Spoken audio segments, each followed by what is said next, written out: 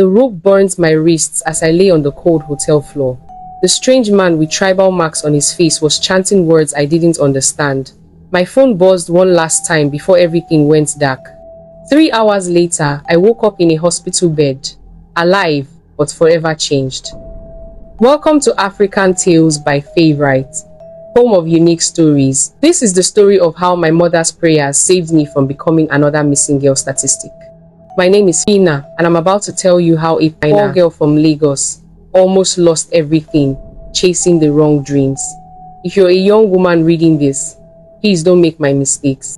If you're a parent, please don't stop praying for your children, no matter how far they seem to have gone.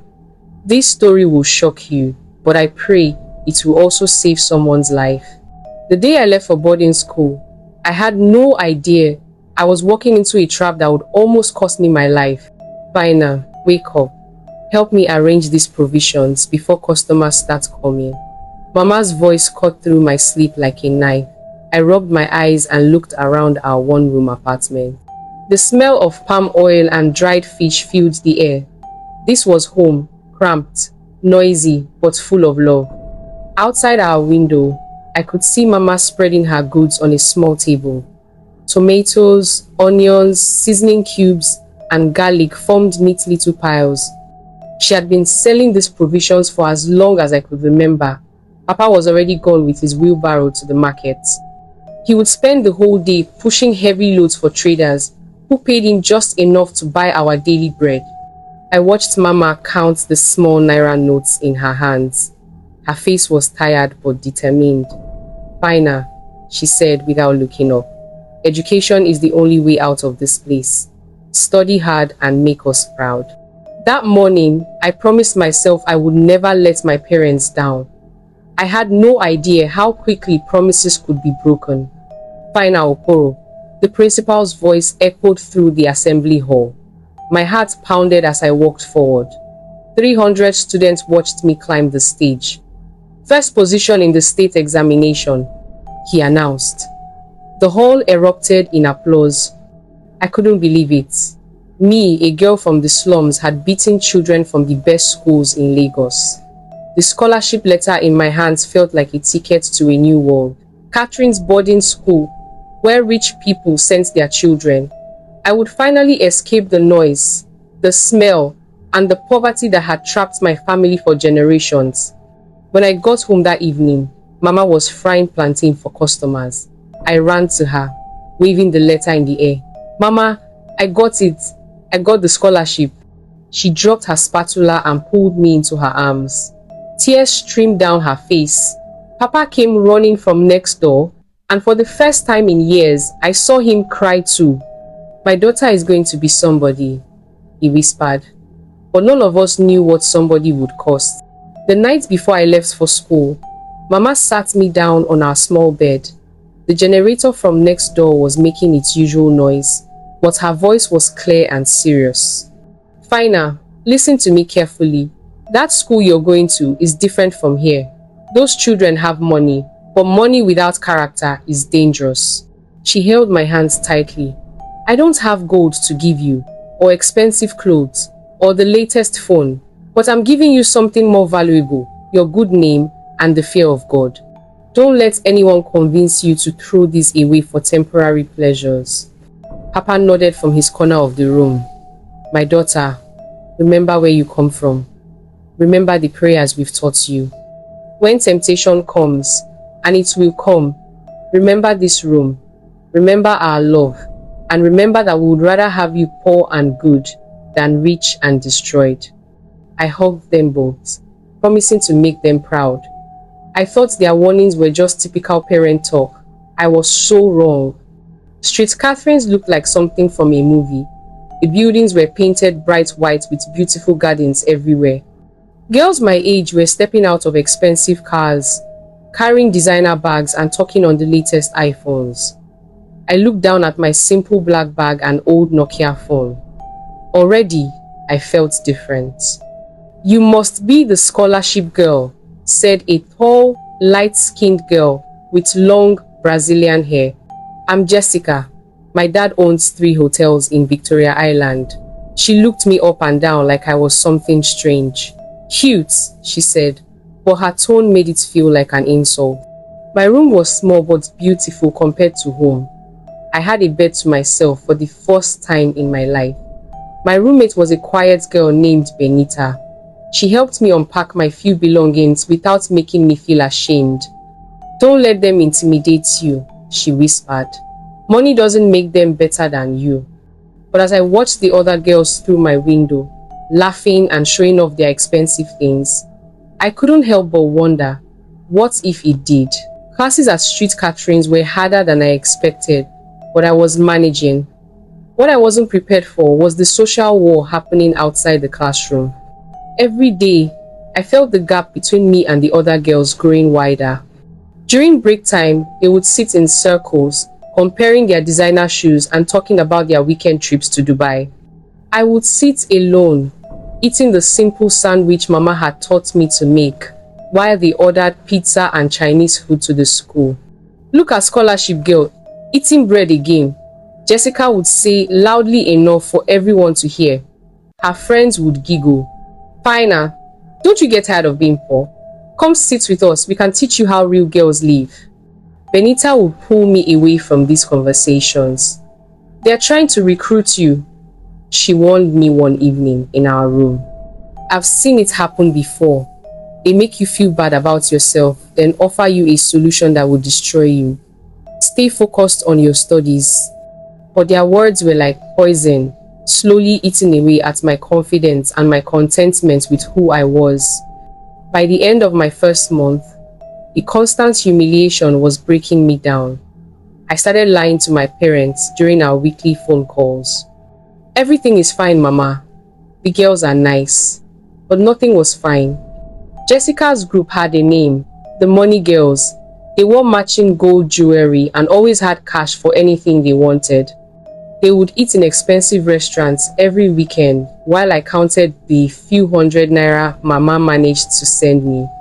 Fina, you're actually pretty, Jessica said one day, studying my face like I was a project. With the right clothes and makeup, you could be beautiful. You could have everything we have. You just need to stop being so local. The word local hits me like a slap. In Nigeria, being called local was the worst insult for a girl who wanted to be seen as sophisticated. I looked at my simple school uniform, my old shoes, my natural hair without expensive weaves, and for the first time, I felt truly ashamed of who I was. That night, I cried into my pillow while Benita slept, not knowing she was awake and praying for me. We're going to town this Saturday, Jessica announced during lunch. There's a party at the Radisson Hotel. Important men will be there. Politicians, oil company executives, bank directors, real men with real money. I knew I shouldn't ask, but curiosity got the better of me. What kind of party? Jessica smiled that dangerous smile of hers. The kind where smart girls get sponsored. Where your phone bill, your hair, your clothes, even your family's problems can disappear in one night. All you have to do is be friendly.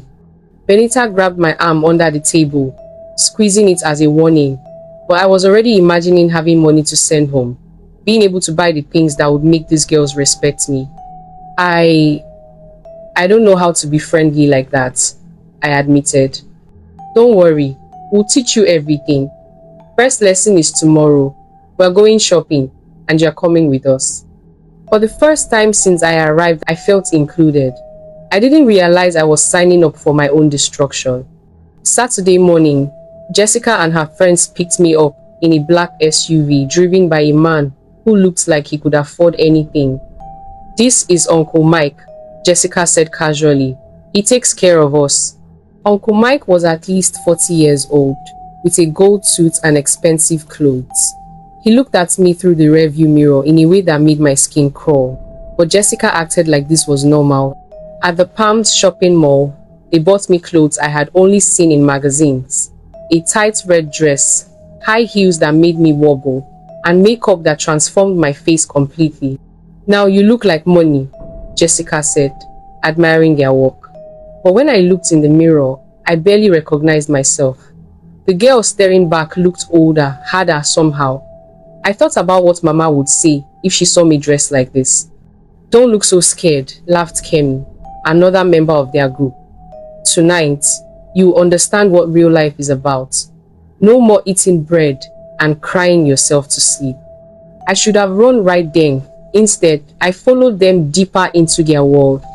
The party was nothing like I expected. The hotel ballroom was full of men in expensive suits and young girls who looked like models. The music was loud, the drinks were flowing, and everyone seemed to know each other. "Remember, be friendly but not cheap," Jessica instructed me. "Let them buy you drinks, dance with them, get their numbers, but don't go to any rooms tonight. You're still learning." A man approached me within minutes.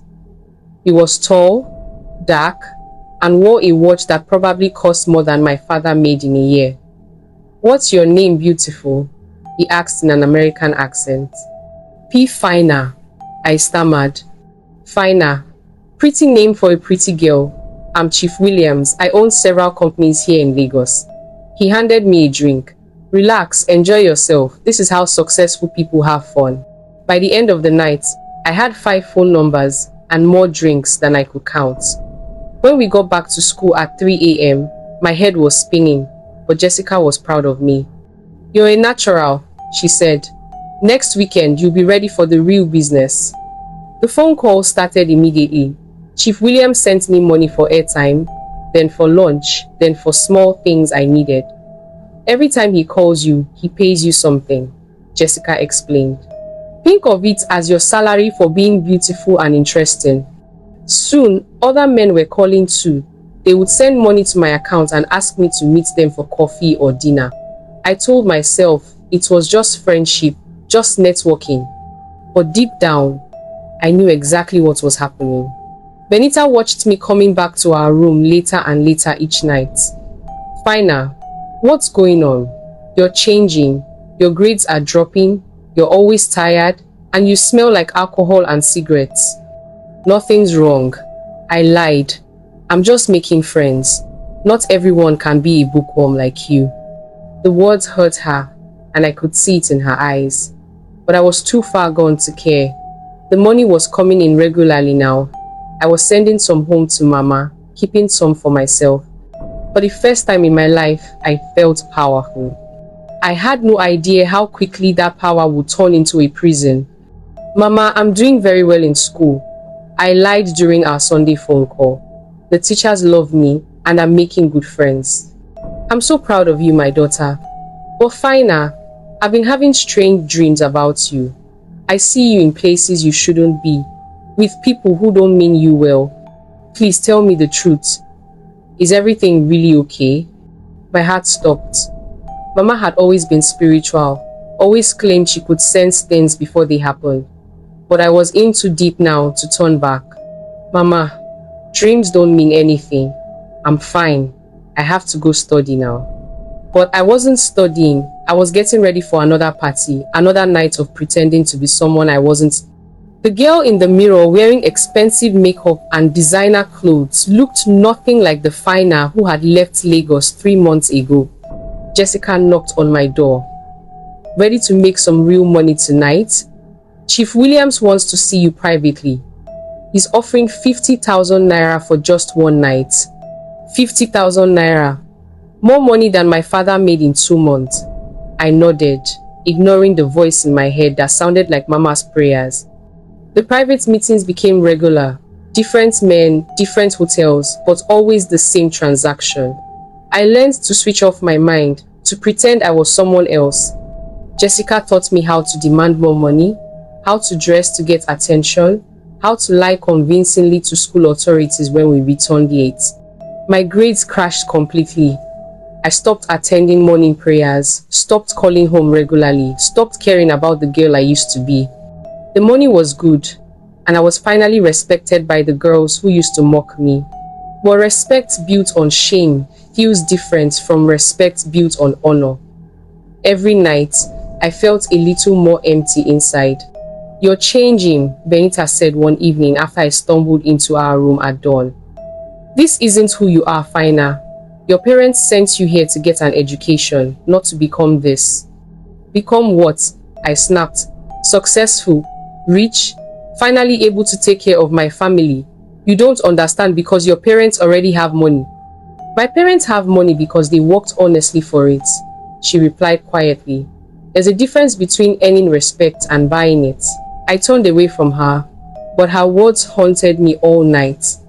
Anthony found me through my updated Facebook profile. My pictures now showed a completely different girl. Designer clothes, expensive restaurants, luxury cars. He sent me a friend request with a message.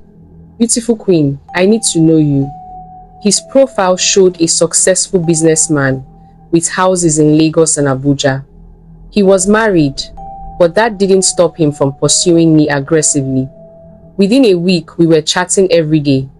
Within 2 weeks, he was sending me money daily. I want to take care of you, he wrote. A girl like you deserves the best things in life. Let me be the man who gives them to you. I was 18 and naive enough to believe that a 40-year-old married man actually loved me. When Jessica's group heard about Anthony, they were impressed. You've caught a real big fish, Kemi said admiringly. Married men are the best. They have the most money and the least time to waste. I felt proud of their approval, not knowing I was being groomed for heartbreak and danger. Leave my husband alone, you little girl. The woman's voice was sharp with pain and anger. She had cornered me after church service on campus. I recognized her from Anthony's Facebook photos. His wife of 15 years, mother of his 3 children. Instead of feeling ashamed, I felt powerful. Here was this older, established woman, threatened by me. I'm not little, I said with a cruelty that shocked even me. I'm young, and that's what your husband wants. If you can't keep him satisfied, that's not my problem. Her face crumpled with pain, but I continued. He tells me you're boring, that you've let yourself go.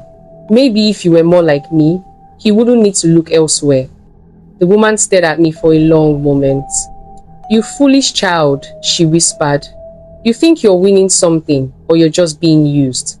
I pray you learn this lesson before it's too late.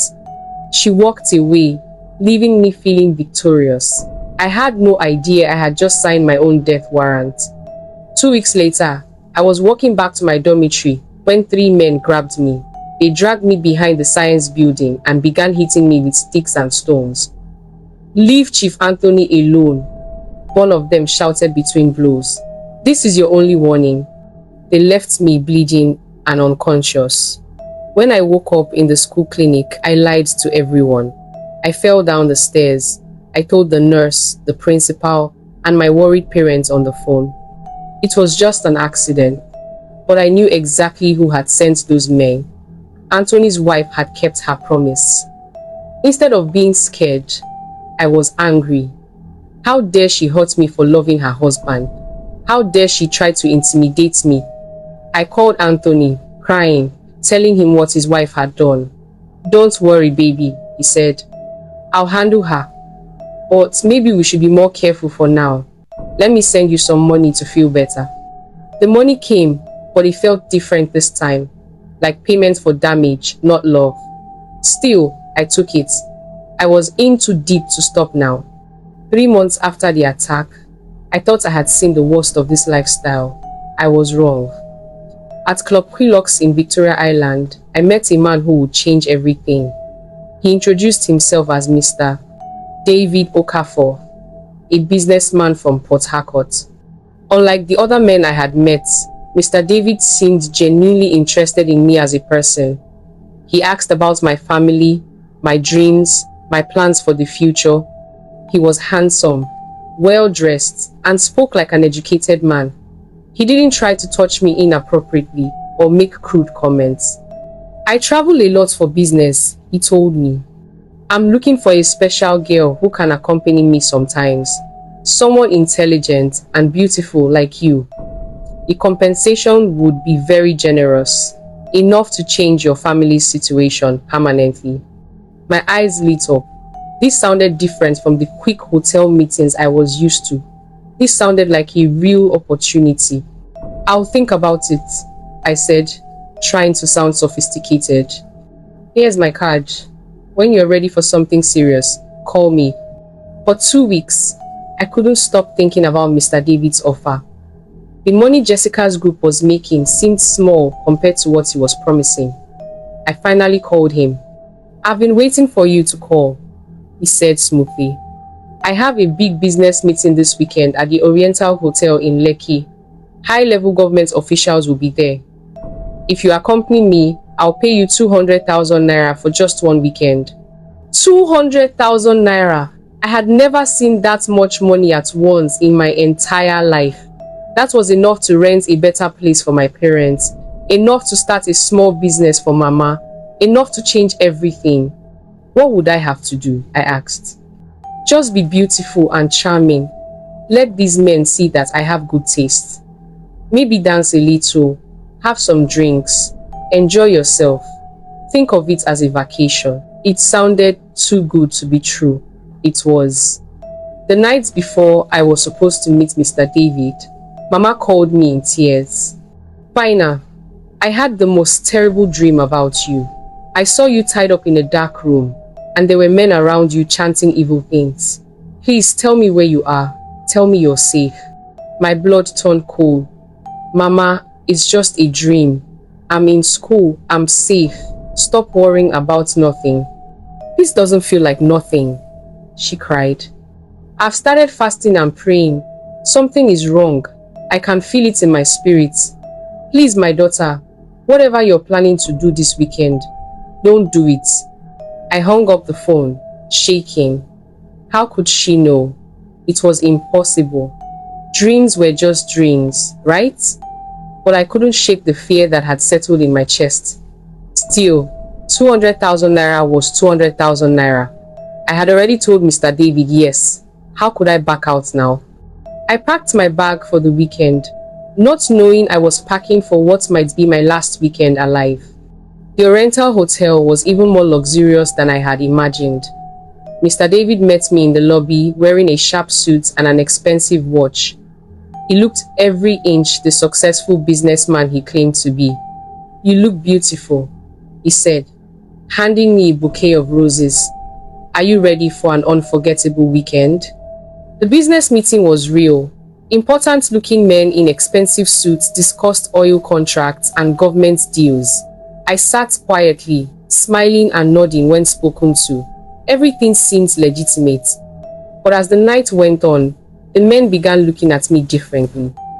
Their conversations became crude, their touches inappropriate. Mr. David encouraged them, laughing at jokes that made me uncomfortable. Don't worry, he whispered in my ear. Just play along for now. The real money comes later. By midnight, the meeting had moved to Mr. David's hotel room. That's when I met the herbalist, and that's when I realized I wasn't there for business at all. The herbalist looked like something from a horror movie. His face was covered in tribal marks, and he carried a bag that smelled like death and decay. Mr. David's whole personality changed when the man arrived. This is her, Mr. David said, pointing at me. Young, innocent, and nobody will miss her. The herbalist studied me like I was an animal at the market. Perfect, he said in a voice that sounded like gravel. Her energy is pure. The ritual will work well with this one. I tried to run, but Mr. David grabbed me. He tied my hands and feet with rough rope and laid me on the floor. The herbalist began unpacking his bag. Strange powders, bottles of dark liquid, and knives that gleamed in the hotel room lights. Please, I begged. I have parents who love me. I have dreams. Please, don't do this. Mr. David laughed. Your dreams end here, little girl. But don't worry. Your death will make me very rich. As the herbalist began chanting, all I could think about was Mama's dream and her prayers. While I was fighting for my life in that hotel room, Mama was on her knees in our small apartment. She had been fasting for 3 days, drinking only water and praying continuously. Something is wrong with my daughter, she told Papa. I can feel it in my spirit. She's in danger. Papa wanted to comfort her, to tell her she was worrying for nothing. But he had learned to trust his wife's spiritual sensitivity over their 20 years of marriage. "What should we do?" he asked. "We pray like we've never prayed before," Mama said. "We call on the God who saved Daniel in the lion's den, who saved the 3 Hebrew boys in the fire. We fight in the spirit for our daughter's life." They prayed through the night, not knowing that hundreds of miles away, their prayers were creating a supernatural barrier between me and death. The God who hears a mother's cry was preparing to move in ways they couldn't imagine. The herbalist raised his knife above my chest. This was it. I was about to die for the greed of strangers. I closed my eyes and whispered the prayer Mama had taught me. "Jesus, if you can hear me, please save me." Suddenly, the herbalist stepped back, looking confused. "Something is wrong," he told Mr. David. "There's a spiritual covering on this girl. Someone is praying for her." "What do you mean?" Mr. David asked impatiently. "I can't complete the ritual. Every time I try to cut her, an invisible force stops me. This girl's prayers are too strong." They argued for several minutes, giving me just enough time to walk my phone out of my purse with my tied hands. With shaking fingers, I managed to text Benita, "Help me, Oriental Hotel Room, 1205. They want to kill me." The herbalist and Mr. David went into the bathroom to discuss their next move. They thought I was unconscious, but Mama's prayers were keeping me alert and alive. Benita received my text and immediately called the police. She also called my parents, who confirmed they had been praying and fasting for 3 days. "Tell the police to hurry," Mama cried. "My daughter is in mortal danger." 20 minutes later, the hotel room door burst open. "Police! Everyone on the ground!" Mr. David and the herbalist tried to run, but there was nowhere to go. They found me tied up on the floor, weak but alive. The herbalist's bag full of ritual items was all the evidence they needed. "You're safe now," one of the officers said as they untied me. "Your friend saved your life by calling us." As they led me out of the hotel, I saw Mr. David in handcuffs. "You stupid girl," he spat. "Do you know how much money you've cost me?" I realized then that I had never been anything more than merchandise to him, a product to be used and discarded. The man who had called me beautiful and special had been planning my death from the moment we met.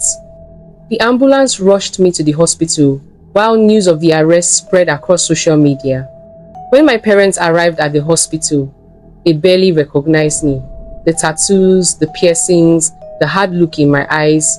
Their innocent daughter was gone, replaced by someone they didn't know. I fell to my knees in that hospital room and confessed everything. The parties, the men, the money, the lies. Mama held me while I cried, and Papa wept silently in the corner. "I'm sorry," I sobbed. "I'm so sorry.